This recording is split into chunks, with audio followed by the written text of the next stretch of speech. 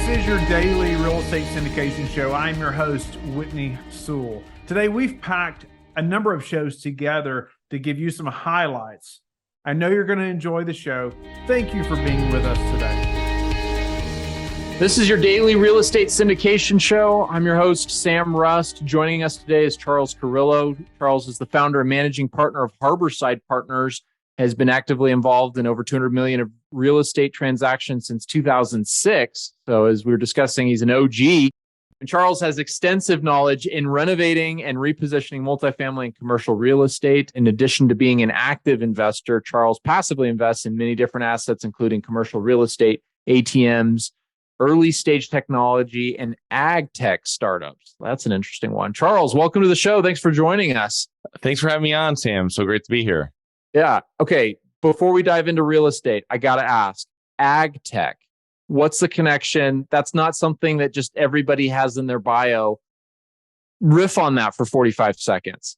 So ag tech is it's a very unique, obviously, as you just said, very unique asset class, but it's within tech where it's mainly what we've been investing in is you're taking fertilizer and you're using technology to make fertilizer work better, I guess you would say. You know what I mean? And when we're having limited farming land throughout the world, and we're doing a lot of this in South America, or the companies that we invested into are, and it's really where you're reviewing soil, you're seeing what's wrong with it, you're seeing where it can be optimized and using technology for it. And obviously with everything that's going on, especially with the war, but we've been doing this for, I don't know, I've been investing in ag tech probably for 18 months. So I feel it's something that's coming along where you're having a lot of countries, you hear it all the time, of farmland going away and all that's kind of happening. And so it's really pushing that any type of soil that has to be that you're using technology to really find how you can optimize it and how you can really what needs to be done to kind of maximize the output.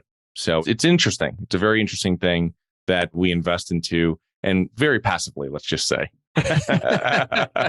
You're not in the laboratory trying out the compounds. Is that what we're saying? That's correct. Right. Awesome. Well, appreciate you shedding some light on that. So, Charles, you've been in commercial real estate for a long while, 16, 17 years. You've seen a couple of cycles. Maybe sketch a little bit of your background for our listeners. Yeah. So really quickly, I grew up in multifamily real estate. My dad bought his first multifamily property in 1984. It was a 6-family and not so great of a neighborhood. So when I grew up going in the, I guess you'd say 90s, late 90s, early 2000s, as I was younger, going to my dad's properties, and he had with a partner, I guess, up to almost 100 units, and he self-managed them all. He had a small team, but the properties were D, C-, let's just say, to be nicely to my father, not great properties. He knew that. And when I got out of college a few years later, I was ready to buy property, and my dad just kind of instilled in me in buying in better areas. And I took that half-heartedly. I wish I'd bought better in the areas I was in, but it definitely goes to show you that that's definitely a rookie mistake. So it's like the first thing I ever tell new investors, to buy in better areas whenever you think it, and don't be swayed by this nice cash flow statistics that are being put up there, or all these rents that are coming in when they put them into the listing. That's, you have to take that with a grain. So. Yeah. You mentioned, as we were chit-chatting beforehand, that you had a portfolio of smaller multifamily that you had built personally and self-managed. There's got to be some stories there. Broadly, sketch for us what got you into that, why you decided to self-manage, and why you ultimately decided to exit 18 months ago. Yeah, so I started buying that in 06, and I was buying 06, 08, 09. And so I went from the best all the way to the worst times of buying, which is just kind of one of those things where people are always like, oh, I'm going to wait for a better time or wait for prices to come down. Everybody hears this, right? And it's really one of those things where, yeah, the one in 06 was probably like a single or maybe a double, I guess, if you really push it. But the one you bought and, I bought in the end of 09 would definitely be like a home run. So it's one of those things that you consistently have to look at properties, like we were talking about, Sam, beforehand, before the call. And it's just something that when you're looking at properties, you have to kind of know that, not every deal is going to be a home run. And you just know that you consistently buying, you're consistently underwriting properties. And when something pencils, you're taking it down. And I think that's kind of my mentality, because even if you're taking down a double and something like this, the return is still going to be much better than you're going to get in other asset classes. So I think that's very important for investors to take into consideration. And then without knowing it, who knows? Maybe you're buying in, 2018 or 2019, and you've got COVID around the corner and you're selling it for a fortune 2 years later. So you just don't know what's going to happen. And I think it's just important that when stuff pencils, buy for cash flow, don't buy for appreciation, all these things that you hear from everybody else. And I think that's kind of like the safest way of doing it. And when I was doing it, I self-managed it from 06 to 2012. I moved down to Florida in 2012, so I didn't really have a choice. I was selling or I was having third-party management, which was kind of a blessing. And I wish I'd done it a little earlier. 6 years gives you a lot of experience in dealing with C-class tenants, which is great. Something you can pull over into any other part of real estate investing. But it's also great to do the self-managing, but it's also great to focus on your acquisitions and bring in that third-party manager. Yeah. And then ultimately you've disposed of those here recently? Yeah, I sold it to another investor. Those are all based where I was originally from in Connecticut. And I sold those to an investor that had other units in the area. So for him, it was great because he was getting more scale with his property manager. And for us, it was perfect because now we could put it into other markets that we were really focusing on. Connecticut's not really a landlord-friendly state at all. And we learned that for the most truth right through COVID when we had tenants not paying for like a year. So got those tenants out, seasoned them, sold them. And that was kind of what our plan was. And it's great. It's all a learning experience when you're doing it. You know what I mean? But it's something that we really focus on. More landlord-friendly states. We're focusing on states and areas where there's actual growth. It's not just a straight line. And that's really what our focus is on now, because getting a mix of cash flow is really important, but getting the mix of cash flow and appreciation, which is something you can't really get appreciation in markets that aren't growing. So it's really important for investors to, when they're investing, especially in the multifamily, you're investing in the areas where there's growth, not just population, but also job growth, and where there's also a regular decrease that you're seeing over, let's say, a decade or two in crime. And that way you can see that there's money being reinvested into the community. There's people moving in with jobs. And that's where you're going to have minimal issues trying to rent your apartments. Yeah. It's a fairly simple recipe on where to invest. It's hard to get the cake to come out right. I mean, there's a ton of work that goes into it, but the recipe itself is just not that challenging. I have so much respect for people, though, who cut their teeth or even still invest in areas like Connecticut. I was talking to a guy the other day who invests in Baltimore, some of those areas in the Northeast or in some of the Rust Belt cities, like at Dayton or some of those areas where there's just not a lot of growth. Man, that is the heart of the hard right there. You have to buy extremely right in those markets. Not saying that you're going to be overpaying when you're getting into areas that are really growing. And I hate using that word and I hate saying that, but it's kind of true. But you're paying for where the growth's coming. And you're going to pay over compared to another unit. So you're going to have an area. But the thing is that if I'm off my rents $100 in an area that's not growing per month, that's a huge difference compared to if I'm off that amount in an area that's really growing. You know what I mean? Because it's going to make up with the growth. Maybe not in the first year, but maybe in the second or third. So it's very important to buy in areas that are growing, no matter where you are. Yeah. And you talked a little bit about the concept of just staying consistent in your acquisition efforts, underwriting deals, and not trying to time the cycle. That makes me think a lot of some of the big stock pickers, like Warren Buffett or Charlie Munger, some of those guys, that the time in market is really important. Yeah. And yes, every investor thinks that they can time cycles, but generally it's the folks who have a process, stick to it, that are successful in stocks. That's something that's more commonly accepted. Mm-hmm. And I think that same thing is true in commercial real estate. Yeah, I totally agree. I mean, you're consistently buying, but then there's also the time too, is when the time to sell, you know what I mean? Or when the time to pull out some equity, how much equity do you pull out? But I think timing to sell, especially when you have investors, it's very important, because I've spoken to a number of investors that when we were selling properties at the beginning of 2022 and we're like, oh, it's going to close, and they want to hold it. Well, they're happy they sold it now. You know what I mean? Because it would have been, 2-3 years to get something close to that price, or maybe that price again, or over that price, whatever it might be. But it's something that you kind of have to not get greedy. And there's a great quote. One of my mentors told me that only a sucker sells at the top of the market. And that's something I think it was JFK Sr. originally told it or something, but it's something that it's so important and it's so true. You know what I mean? You're thinking you're selling at the top, or you're going to wait for the top. You're never going to hit it. Who knew they were selling? I never knew I was selling my stuff at the top in like 2022. You just thought like, oh, I'm selling it on the way up. And it's a way of getting money back to investors, getting money out for us. and now they can take their profits and now they can reinvest it into not just one deal, they can now reinvest into two deals. You know what I mean? So it's safer for them. And I think that's really important, but it's difficult. It's difficult to make the decision there. So it's really, if you have the business plan, you stick to the business plan when you're putting money in and when you're taking money out. Yeah.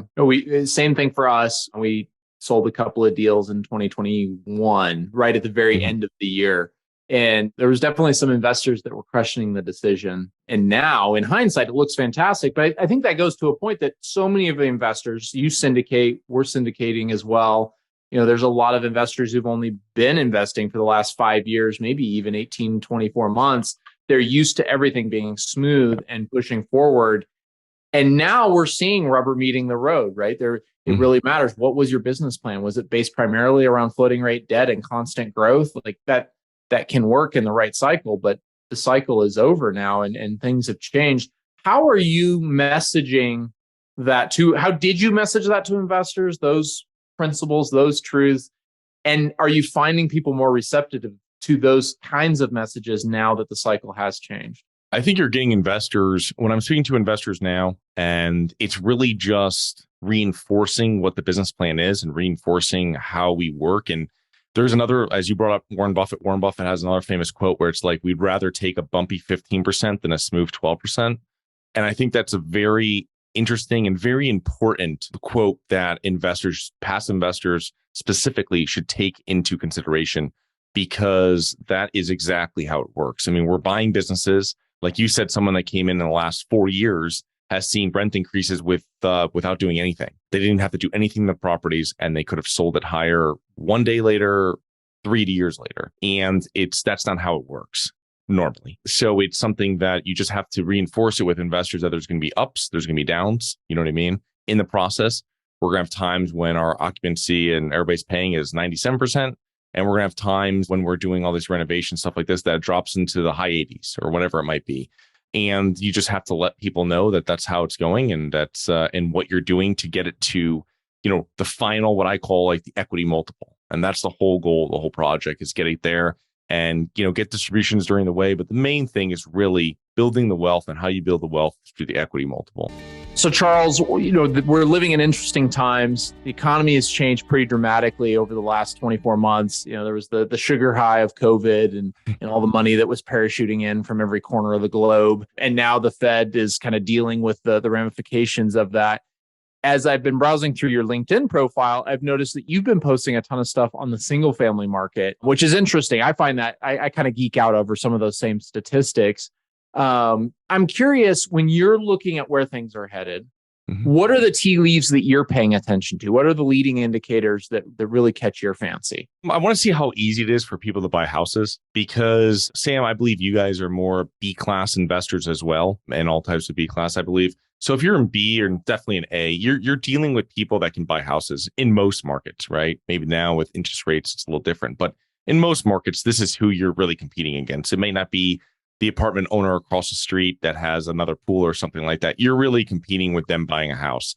And so I like to see exactly how asking prices are going, where the realization, I like seeing when the realization in times like this of sellers is coming in, and they're finding out that they can't sell it for what they were going to sell it for 8 months ago or whatever it might be. And that's something that kind of trickles down into multifamily, because you'll have brokers that give this high price, usually, not all, but you'll have brokers or agents giving them a high, price in their BPO. And then when they actually dig into it, they find out that a few months later, hey, we really have to discount this and all this kind of stuff to sell it. And I think when that starts happening, it trickles through from residential into multifamily. But it also shows that now, when you're doing rent increases, when you have it, this might be an area where you're going to have maybe increased vacancy. If it's easier in your market of where this property is, where your property is located, for people to buy, they might buy instead of renewing for another year with you. Yeah. One of the statistics that you had posted recently that I found very interesting was the median asking price. If you'd asked me to bet, I would have said that would be down just because of interest rates and everything, but it was actually up almost 3% year over year for January of 2023. But simultaneously, I think part of that is because we're seeing listing numbers go down as well. I was looking at some other statistics on my own that were showing that inventory is down year over year, in some places by 20%. I just think that's a very interesting factor. I attribute that to people not moving as much. The great resignation has kind of passed. People are a little bit more worried about their employment future. They're not as willing to pull up stakes, in large part because of interest rates and just general doom and gloomism from MSNBC or some of these other channels. But I'm curious, what are your thoughts when you see some of those statistics? You're right on, Sam. But I also think one thing to add to that is the interest rates. I have a family member that locked in something like 2 years ago for like 2.75. They're not moving. You know what I mean? So because the price that they paid for the property, their payment was done and how it was kind of subsidized, the pricing of what they overpaid for it by the cheap debt. So the thing is that they can't get that. It's not assumable. So they can't sell that debt. Yeah, you can do all the sub two, but most people aren't going to do any of that stuff. So it's like that can't be transferred to the new property, right? It's not like us where we can have something that's assumable and now you can sell it and still get a little bit of a better price if you have a low interest rate on your mortgage. You know what I mean? With certain like agency lenders and stuff. But that's not something you do with residential. So I feel a lot of people are sitting, you know what I mean, where they are now, staying where they are until they might see that prices come down a little bit more, where they can move kind of more lateral into another property that's maybe bigger, where they're getting a discount on the price that's going to match the discount that they got on the debt. So that's one reason I believe. Yeah. It's been interesting too. In some of the markets that have the highest listing drops, there are also areas that have some higher short-term rentals. And that market has been, it was really the it thing back a year ago, 6 months ago, even. And then that story seems to have turned, although Airbnb's earnings came out really strong today. I'm curious how that will impact the single family market, because so much of that short-term rental was based on, a good regulatory environment, travel continuing, and then generally, rents and occupancy being high. If that were to change in a down economy, I'm curious how that sector will survive and if that will have a meaningful trickle over into single family and multifamily patterns. Yeah, that's interesting. That's a very interesting fact, because it might be where if you have Airbnbs that are houses, you might consider them starter homes, someone moving from your B-class apartment into that. So if those are not Airbnbs anymore, those are now being probably put on the market because maybe someone purchased that years back. And the only way that they could cover the mortgage wasn't by 12-month lease, but was by a short-term rental model. So they still made money on it, probably keeping it for so many years. And now they're just selling it to a homeowner. So there's a number of different ways this can go. But I really feel that I think you have the prices haven't come down enough to make up for where the interest rates were years back. So. Yeah. Purchasing power has still been negatively impacted for sure. The bearish case for commercial real estate or multifamily real estate in 2023 is? I don't know. You tell me, Sam. I was reading some stats this morning saying that, we're talking about residential. I know you just asked me about multifamily, and, there was one that was saying that Q1 2024 is supposed to be the low point for this pullback, what they say. I don't know how true that is, but, I think that you're going to have more and more sellers. And like we were talking beforehand, we haven't been getting that many deals under contract, under LOI, even getting the best and final, like you were saying.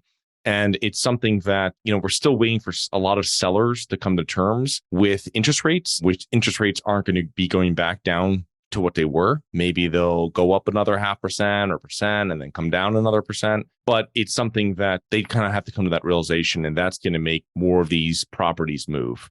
And I think if someone bought in the last 3 or 4 years, they've already made money. So I think that's easier.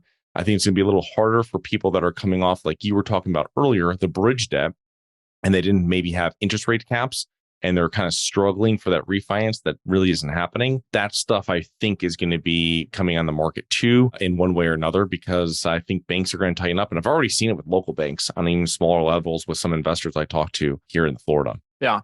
Conversely, in a more positive direction, the bullish case would be soft landing and saying that what we're doing there, and saying, maybe we have a few, maybe interest rates go up like another 0.25%, then come down another 1.5 over the next year or something. I don't know.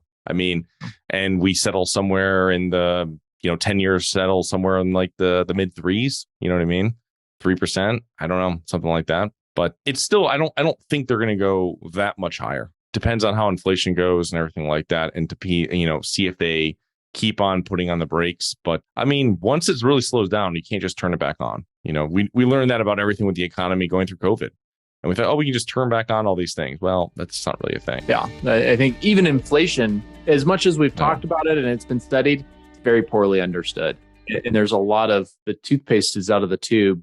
I'm not sure we can get it back in. We certainly aren't going to do it by scooping it up and pushing it with our finger. Right. So it's interesting that you would mention soft landing. I can't decide in my own mind what would be more helpful for multifamily real estate if we had a soft landing, because that probably means higher rates for longer versus maybe a little bit of a sharper burst of pain, but that results in interest rates coming back down. It's kind of an interesting thought experiment. Pain is never a fun thing to wish on society as a whole. So I'd probably root for a soft landing, but there possibly is a case to be made that might actually be a little bit more challenging for those of us that, especially folks that bought with bridge debt that are trying to refi in the next 18 months. Yeah, that's a great point. One thing you said about the CPI just before that is like, it's not understood, but it's also highly manipulated. So I think that's something too. What?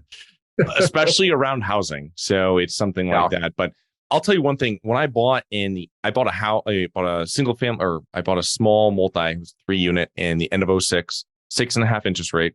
I bought one at the end of 08, 5.5 interest rate. I refinanced both of them at mid 2010 for 4.25. So interest rates come down pretty fast. And that's one thing that the government has. They can spend and they can change the interest rates. And I think it's something that if they put on the brakes too much and raise them up, I mean, it's just going to come down faster. Could be completely wrong on that, but it's just something that I feel that we saw it before. And that's, coming down 1% a year over those times, 0.5% a year.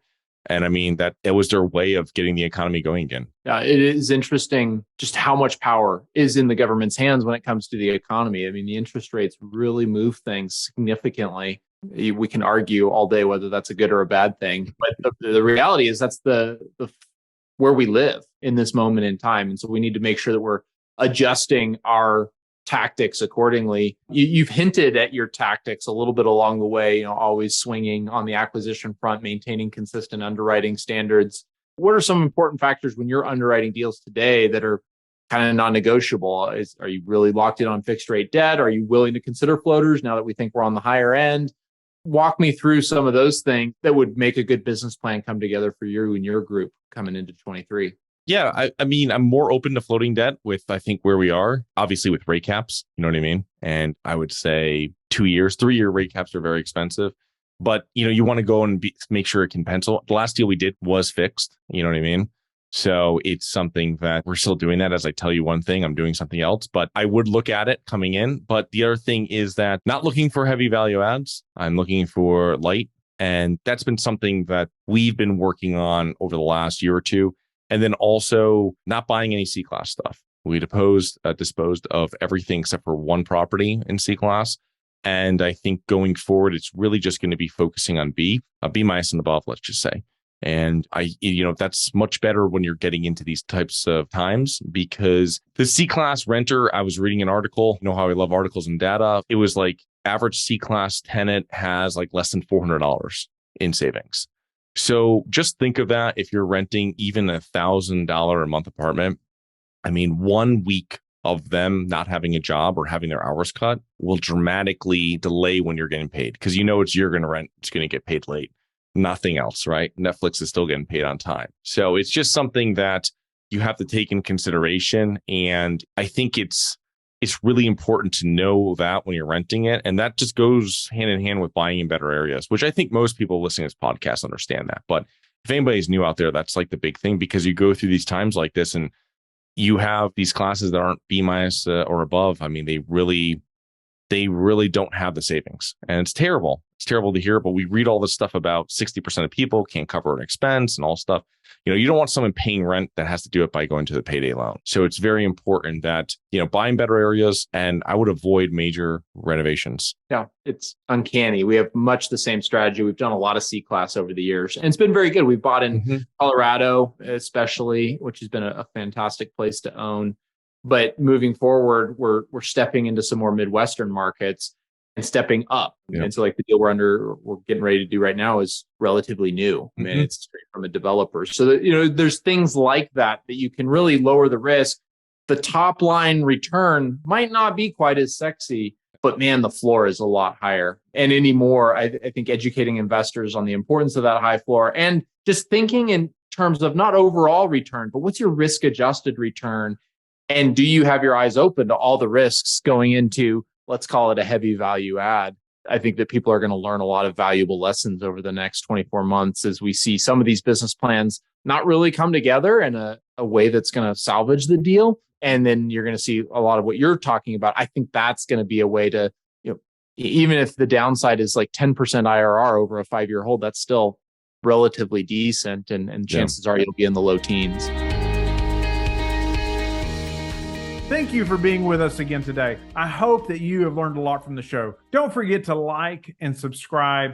I hope you're telling your friends about the Real Estate Syndication Show and how they can also build wealth in real estate. You can also go to lifebridgecapital.com and start investing today.